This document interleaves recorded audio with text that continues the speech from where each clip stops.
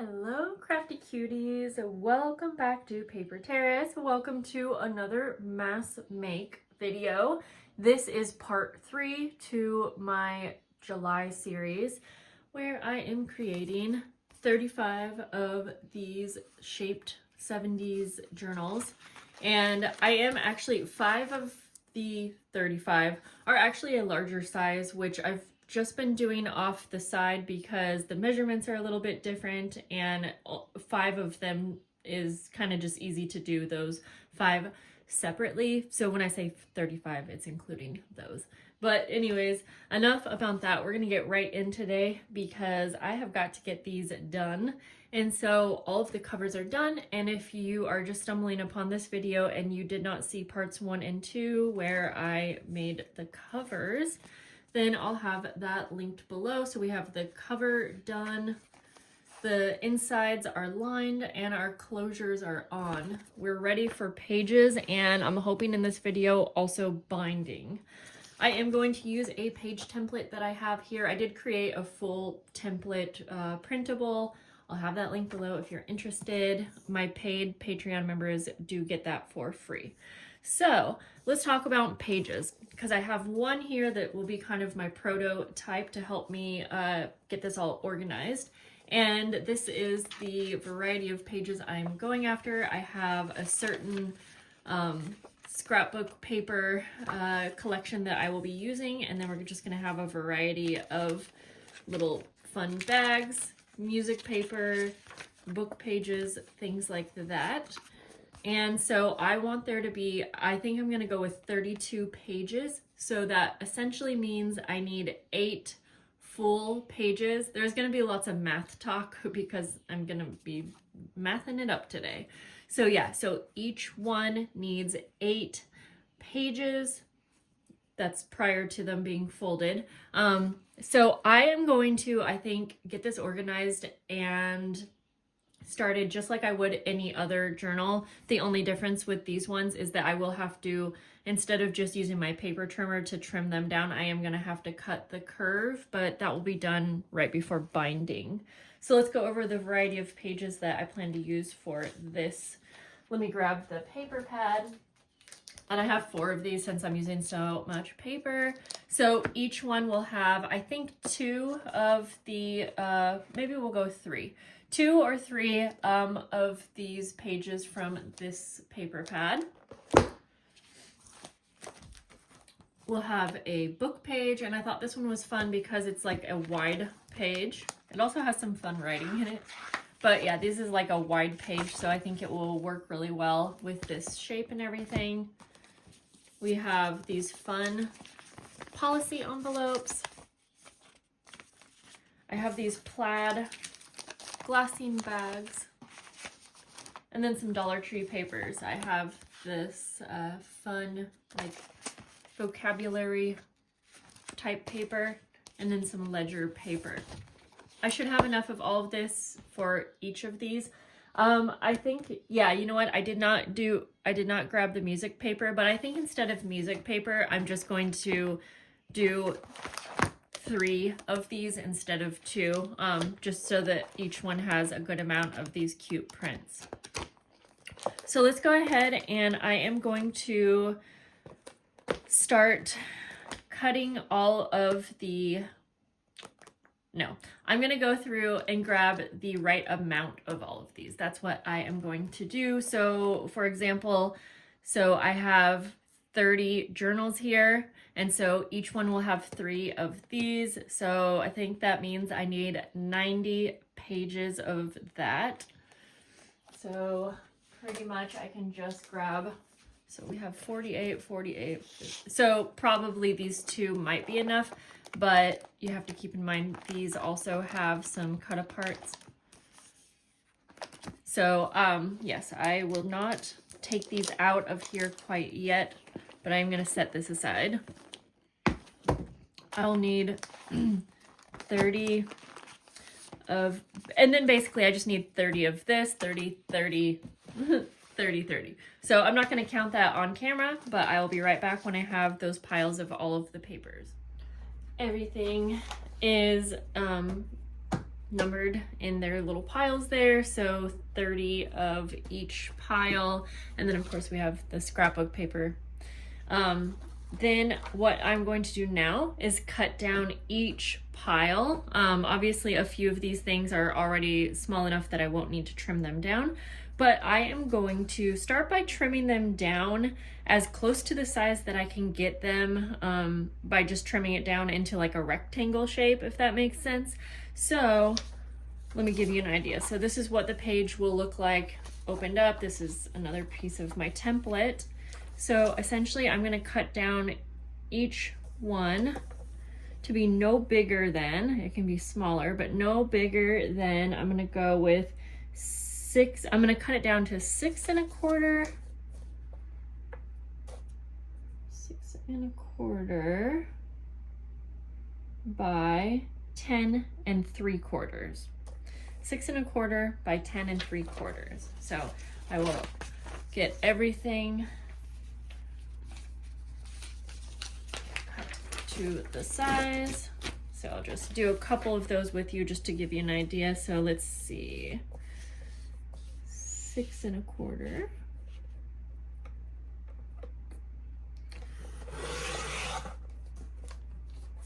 and 10 3/4. Was that what I said? 10 3/4.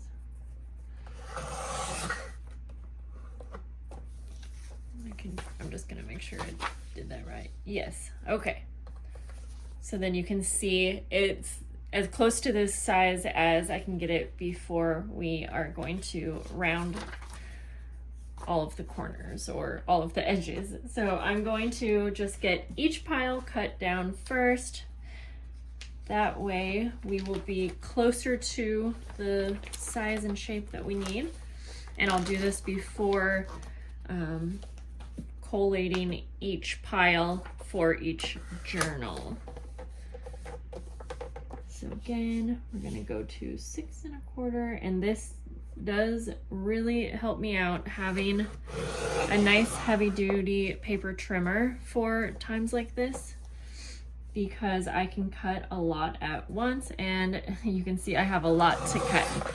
Obviously these piles are not so bad, but when I get to the scrapbook paper, as mentioned, I will need to use 90 of those sheets, and luckily I can fit, or I can cut quite a few at once. So I'm going to just continue cutting these. I'm not going to give you guys a montage of me using the paper trimmer this time around. Don't think that would be nearly as fun because I can't easily carry this around my house cutting everywhere. But when I get to the scrapbook paper, I will show you how many I can cut at once. I have 3 different piles of 30 pages each of the scrapbook paper, and then I have this 4th right here that has these cut aparts, and I just so happen to have 6 pages of these, so I will, or wait, was it 6? No, sorry, 5 pages. So there will be one of these little cut apart journal cards to go in each journal as well. So I'm going to set this one aside, cut those up, but I thought that worked out perfect. I'm going to cut the first 2 piles down to the 10 3/4 by 6 1/4, and then the 3rd one I'm going to have it be a little bit different size because it will have a little pocket. So I'm gonna grab, like, let's see, 1 2 3 4 5. I don't usually count, I just kind of go by feel. So I think I can do 5 or 6 at a time. I could probably do more, however I try not to work this thing too hard just because I really like it. And so anyways, I'm gonna cut down to 10 3/4. Let me go on this side. And this also is much easier if your table is like lower, because then you can put your weight into the blade, whereas I'm kind of like up a little bit, so it's just easier to show you this way though.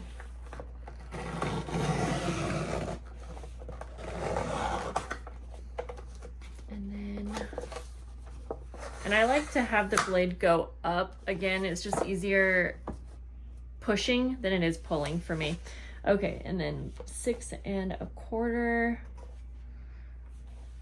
And so if these were 6 inches tall, it would almost be enough to where I could just cut this page in half and have double the pages, but I'm pretty sure I tried 6 inches as the height and it just seemed a little bit, it just didn't seem to look as good, but that's, I will hold on to all of the extra papers.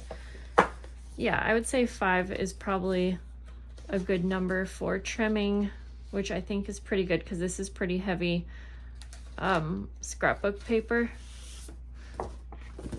So I'm just gonna cut all of these down.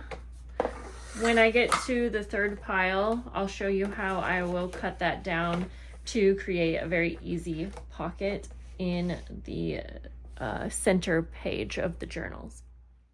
The first 2 piles of the scrapbook paper are cut down to size, so onto the third, and like I mentioned, I'm going to create an easy pocket, and I'm going to do this the same way that I would if this were a rectangle page, a regular shaped page. So first we're going to cut down the width, which is still going to be the same. So 10 3/4. I'm kind of behind the camera, so a little harder for me to see.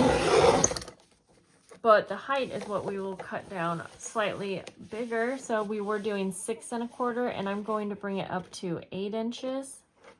So I'm going to cut it 8 inches. Then I like to just bring the paper down to the height that I need, which would be the 6 1/4. That.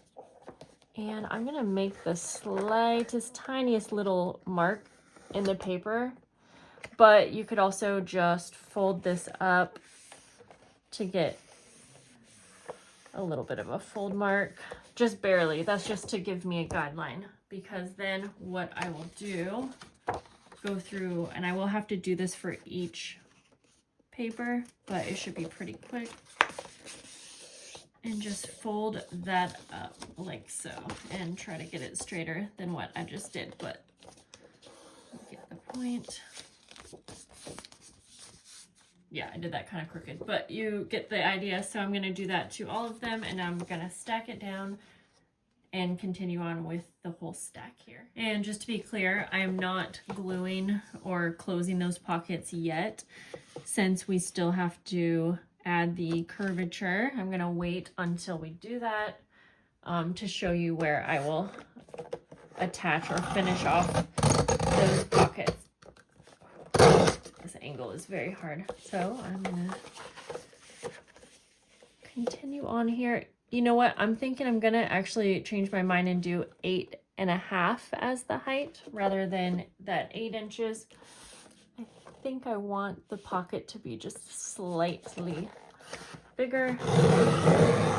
So let's try that one more time just so you can see. And again, as I'm bringing that blade, pulling it down, that's just a guideline for me. It's barely putting a slit into the page, as you can see, because I still need my measurements to be pretty spot on. I still want this to be the height of 6 1/4 once I have my pocket. So if I did the math and everything right, then it should be, yes it is. And I might actually just go ahead and grab my awl. I'm not sure where my good one is, but that way I can get a crisper fold line. So I'll just fold up where I have that little cut mark, line it up against that straight edge, and then it should fold perfectly if you hold it against the edge there. So this step's a little bit more tedious than just cutting the pages down, but I find that it's easier to add the pocket in this way versus cutting down more paper and needing to attach it in a different step.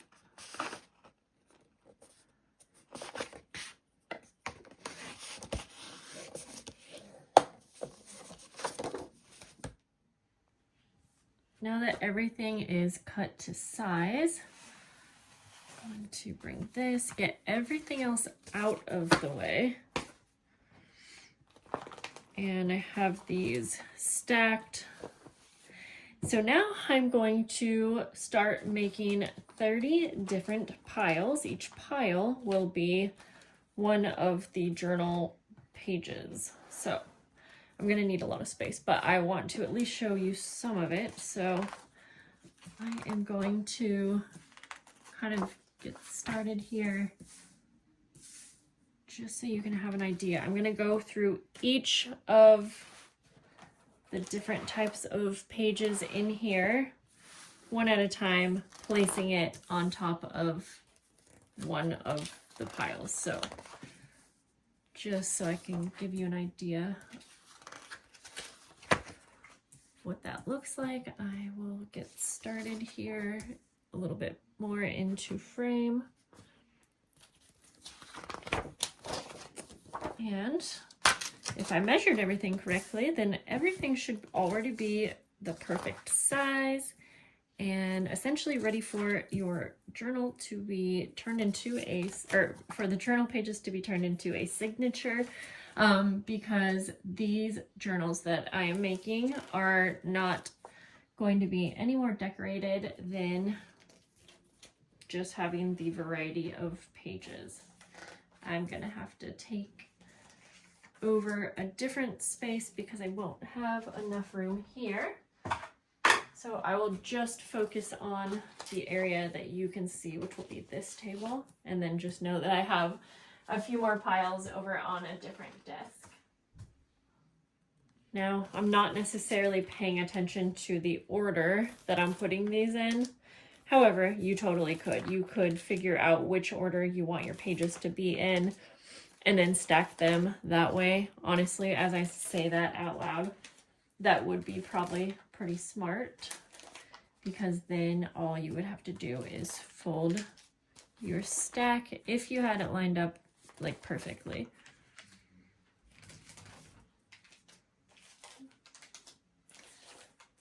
So,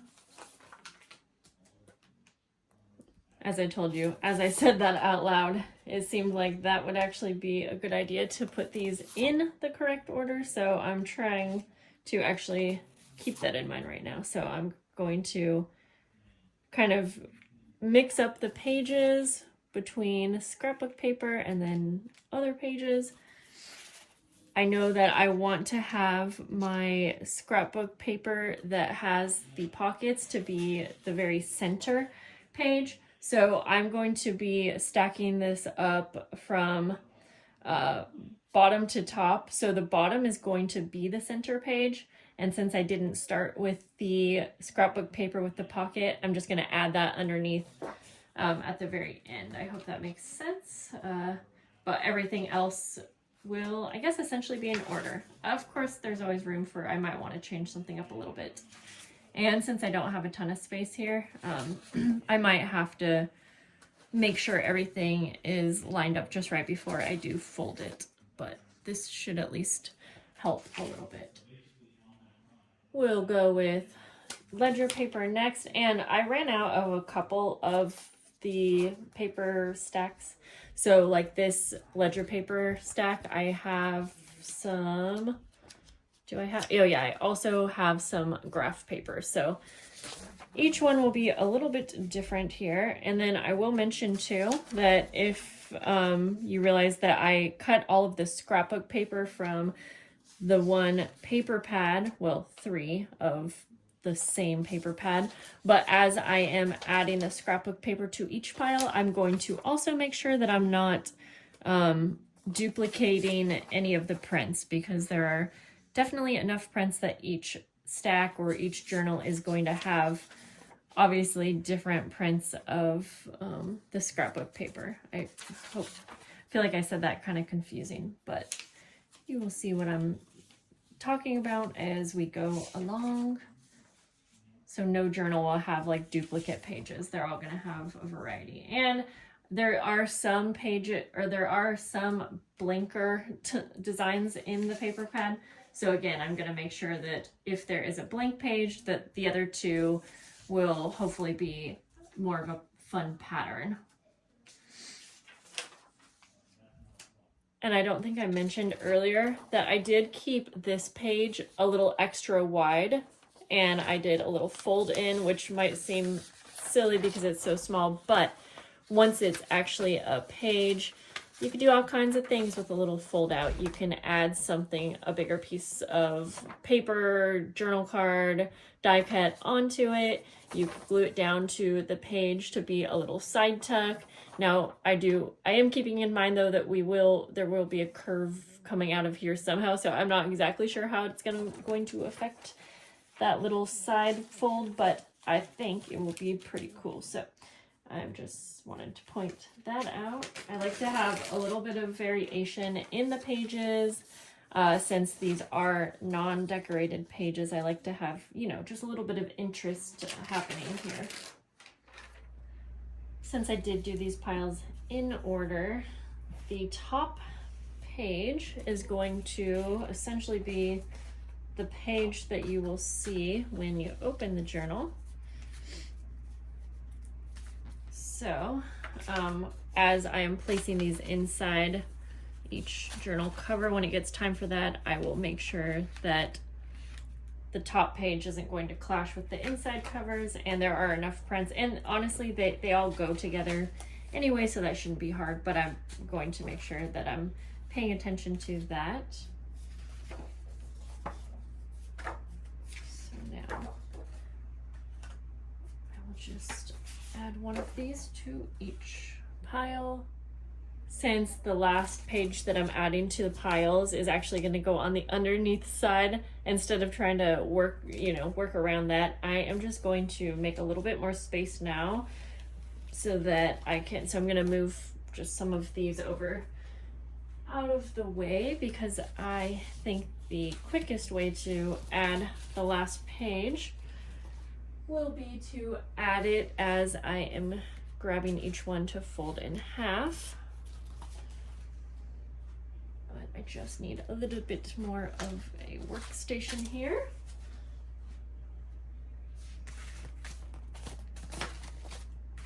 Honestly, I could probably just go like that. Okay, I think, oops, just about have enough space here.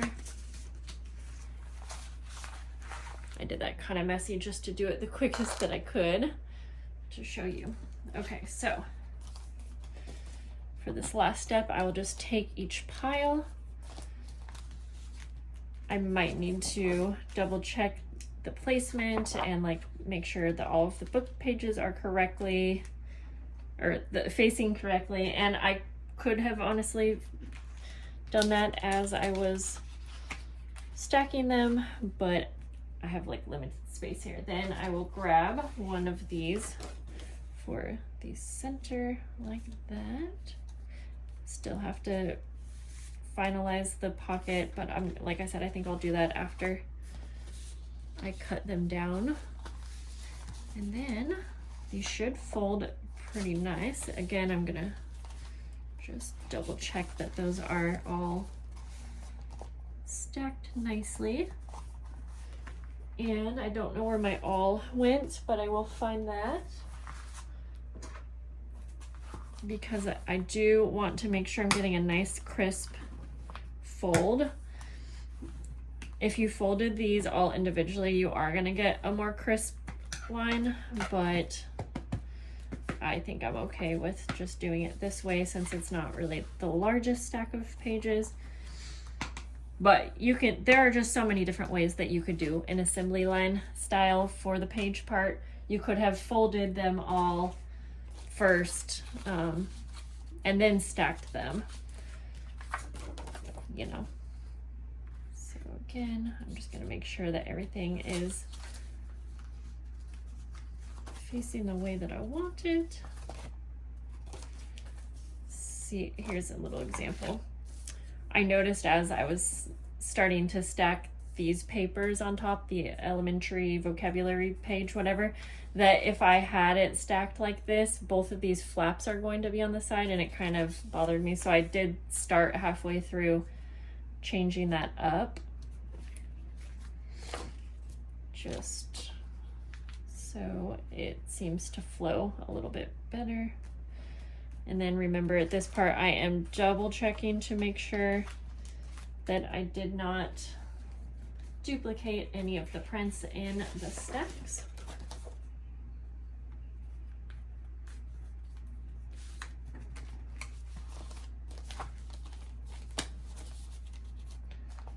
So this will take a little bit more time, but well worth it, because it's kind of like I'm getting a lot of steps done at once.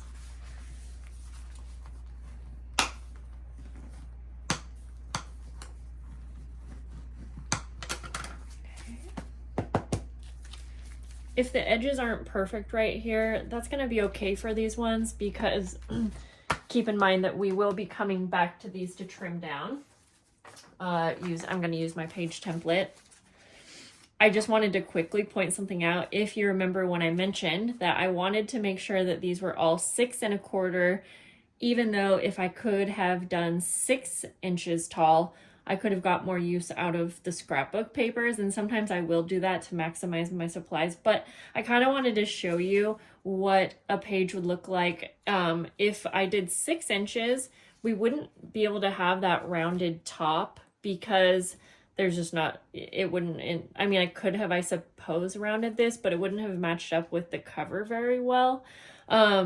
Whereas the final pages of the stacks that are 6 1/4 are going to have the exact curvature that the cover has. So it's not a huge difference, but these are little details that I keep in mind when I am, and I think you would have saw the difference way more when you had the pages in your journal. Like, let me just, I'm going overboard to kind of prove my point, but let me just show you.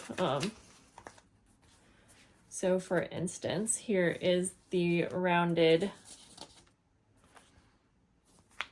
pages, but if they were all cut down to this size, I think it would just look not right having it cut off straight at the top there. Anyway, so I'm going to go through and continue folding all of these piles. All of these signatures are folded in order. Therefore, we move on to the next step. And I'm going to use my page template to hopefully be able to cut each signature at one go. I think it would have been a lot more time consuming had I cut all of these, like obviously single, that would take forever, but even when they were grouped per page type, I still feel like that would have taken too long. And then when you put them together as a signature, they might not have fit together perfectly. So we'll try one here. And I'm just basically going to hold this on, use some very sharp scissors. I could draw or trace, you know, the shape that I need to cut, but I feel like it might be easier for me to do this just by holding it on. Okay.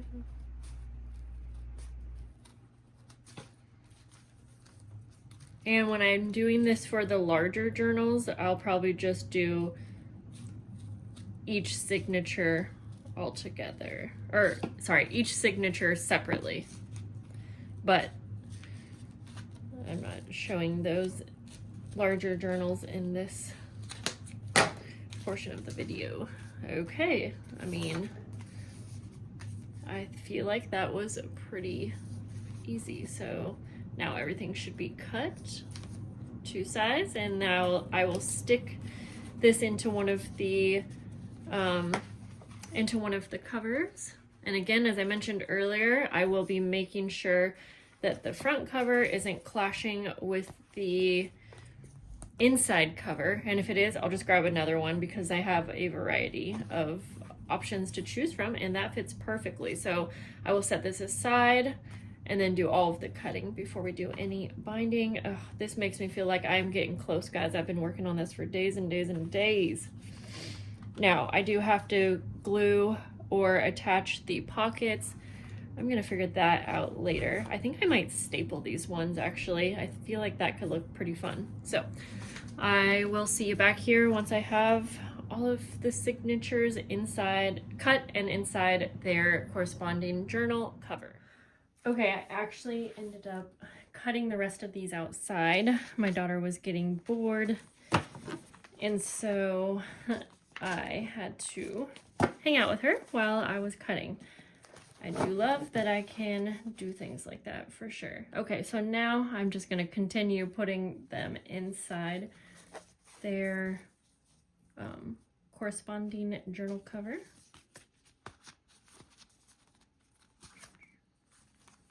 Someone was asking me why I can't film like every minute of a series like this.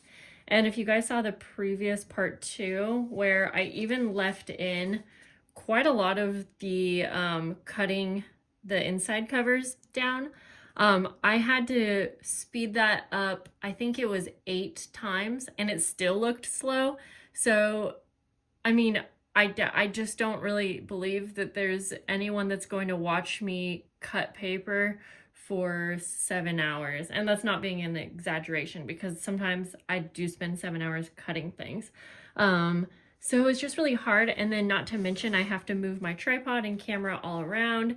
I like to listen to music a lot while I am doing stuff like that to make the time go by. You know, I'm having conversations with my kids throughout the day. They come into my craft room sometimes, you know, not really dressed for the day. I don't want that in my videos. I wish I could show, like, I wish I could give you a good idea of like what this really looks like, you know, like, but that is what I'm trying to do when I film series like this, is give you an idea, but without being too redundant in the video and without showing you 5 hours of me doing the same thing. Instead, I will like update and say, okay, I'm gonna like do the same thing over and over again. I've definitely done videos where I will tell you, okay, so I did end up spending 3 hours on that part. Now we're moving on to the next part, and then again, but I've filmed these type of series videos for years now, and so I have so many different ones on my channel already that to me it feels redundant. However, I realize that I have new viewers and not everyone has seen all my videos, so that's why I keep filming them, but it's hard to remember what I'm leaving out, or it's hard to remember like what everyone prefers, if that makes sense. But I definitely do want to give you a good idea. I don't know that there's going to be a time where I will ever be able to actually film the whole process start to finish when it comes to something like a mass make kind of project like this. But hey, maybe one day I will, just to get an idea of, but again, I don't think that I can actually upload like a video that's like, you know, I mean, it's 8 hours long. I think someone said, oh, could you break it up into parts? And I feel like that's what I'm doing with this, except for, again, I guess I'm not necessarily showing every minute of it. But would you really watch that? Would you really want to watch me sit and cut for many hours? I just don't know, guys. All right, I'm gonna finish placing these in their covers. Not gonna lie, guys, I was about to say that we'll have to have a part 4 for the binding because this video has got to be long, but basically I'm just gonna show you what I'm doing for the binding, and then I will spend the next half day binding, and then I will just come back and kind of show you what they all look like done, because there's a few other last minute touches that I want to do.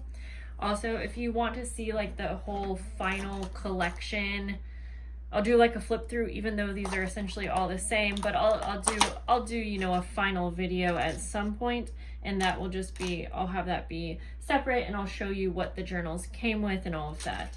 Okay, so now I need my awl. I'm going to use this color of wax linen thread because it goes so nicely. Needle. I'm definitely doing a 3-hole pamphlet stitch for these. So for the next part, I only have to measure this part of the spine because that's the only part where the pages will be connected to the journal cover. So I just measured about 2.5 times that height, and then I'm going to use one of these to go ahead and measure where I can do 30 more of these, but I'm cheating here just to be able to show you what I'm doing next instead of making you sit through that. Once I have all of these cut, wink wink, I'm gonna go ahead and thread my needle.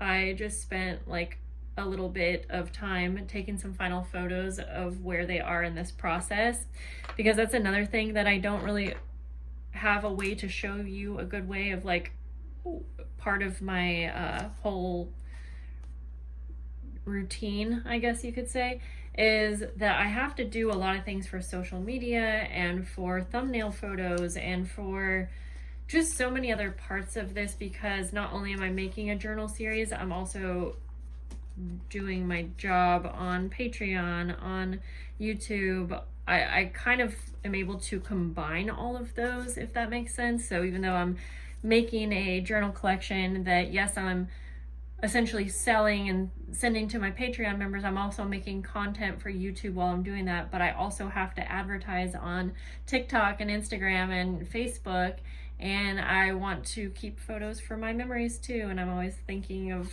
those things. So all of that is also always intertwined in here. So now this part shall be pretty simple. I will just take my awl. I'm not measuring, but I have it all set up perfectly with the center of the spine, and I will punch a hole in the center and about 1/4 of an inch up from the bottom. I have to kind of bring this to the edge of my desk, so apologies for not being able to see this part. And then about 1/4 of an inch up.